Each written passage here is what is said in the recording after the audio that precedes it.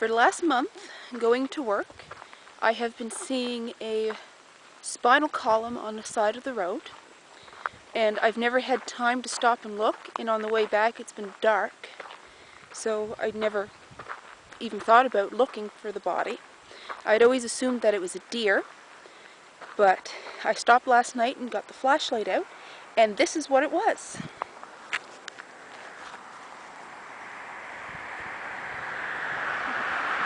So this here is the vertebrae column. It appears to be larger than that of a deer, although it could have been a small deer. There is some smell here. There is evidence right here that it has been scavenged upon, which is why this is up on the side of the road now. It could be a small deer. It could be a very large coyote. We're going to find that out today. And here's a disc off of the vertebrae plates. There's another rib. And there's a path that's leading down into the ditch here. Now this embankment is steep, and in the daylight, yeah, I can see the rest of the body right now. I can see some ribs down there. I can see either a femur or a humerus. You're not going to be able to pick this up on the camera, but I can see it from here. So this path that comes up through here and up into this vertebrae column is where the predators have been coming up and feasting, and I bet you that there is more of it across the road there. Now on my walk up,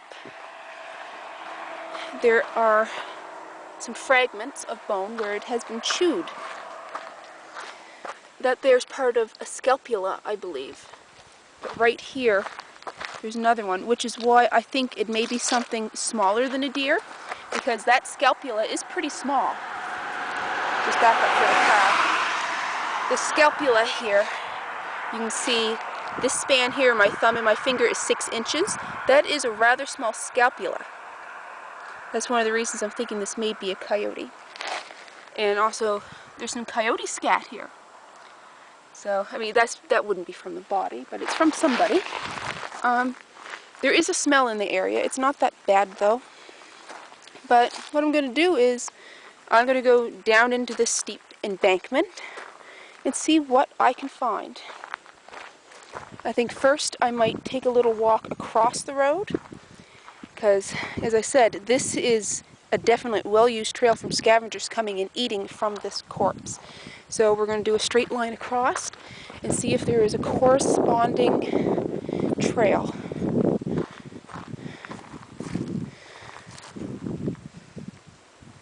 I can't really see anything that would be a trail in this side of the embankment. But again, this side is steep. Actually, there is a bit of a trail right where my finger is here. You can see there's a bit of a hollow. But the body's definitely down there.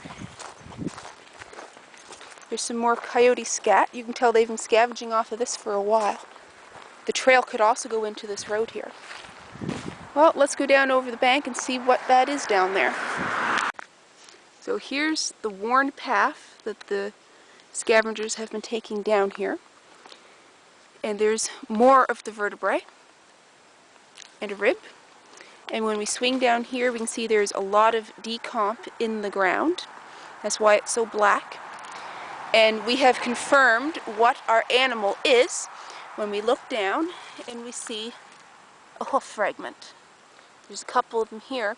So this would have been a small deer.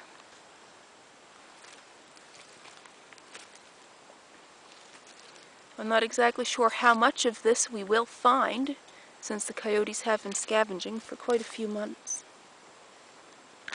I also just noticed that there is some hair stuck to these branches. That's definitely deer hair.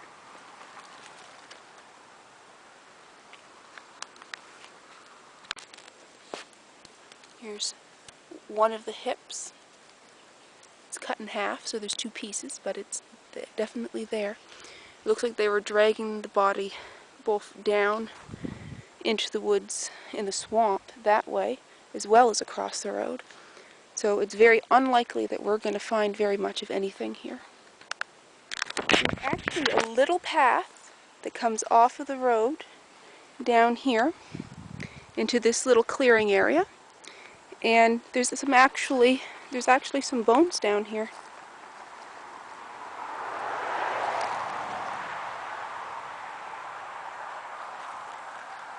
This was a leg. Some of the toe bones there.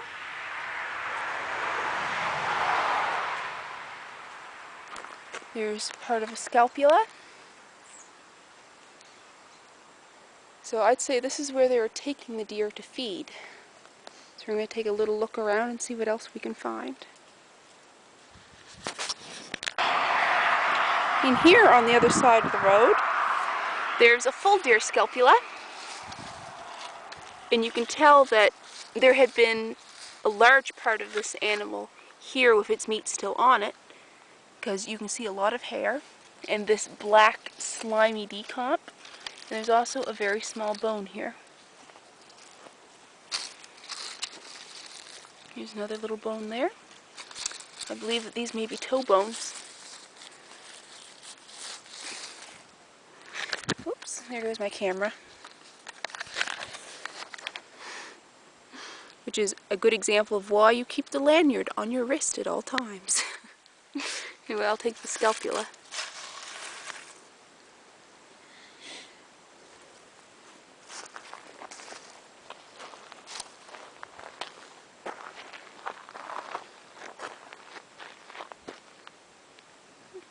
Well, might as well go over and collect my goodies. Yeah.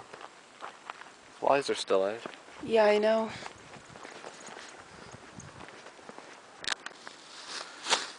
Well, although there is a lot more bones down there, this is all that I'm going to be taking today.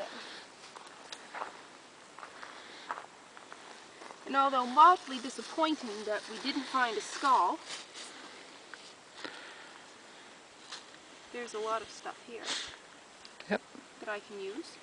Scapula that has not been chewed on too much, unlike the scapula down there that is chewed to a little stub. And the only part of the vertebrae I'm taking is what I've been seeing the last month, because that one was just crying out to be taken. So there's still lots of bones, even if you didn't find a skull.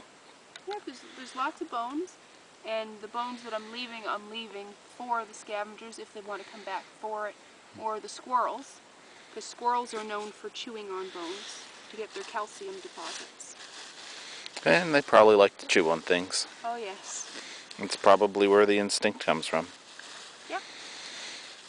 One of the best activities that you can arrange for your pet squirrel is to let them chew on a piece of antler. Oh, there's another vertebrae there.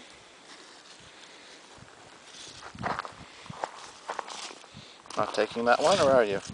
Well, I might as well. I got another bag. It's right there, after all. Yep. I can just use the bag because I'm going to double bag this.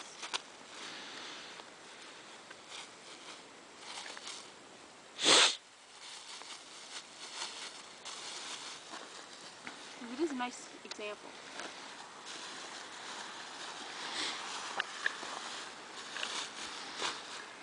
Now to take the treasure back to the car. Alright.